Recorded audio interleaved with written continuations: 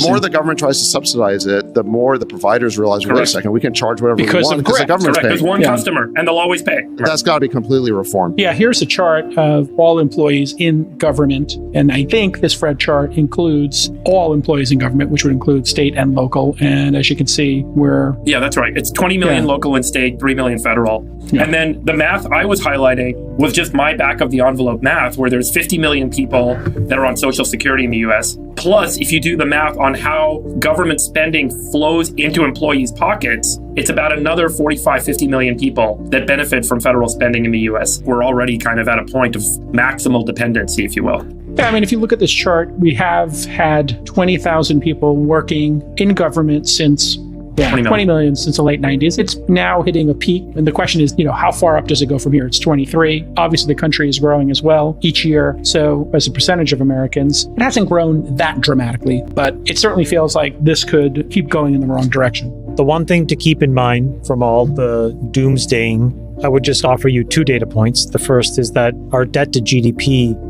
either historically but also in relation to other countries, is still relatively reasonable. And what that basically shows is we have a lot more debt that we can issue, which means that there's a lot more deficits to run. Not saying that it's right. Yeah, before the great financial crisis, it was running at 50-60%, our debt as a percentage of GDP. And to your point, Chamath, it's now at 1.2, it's 120%. Other countries have much higher.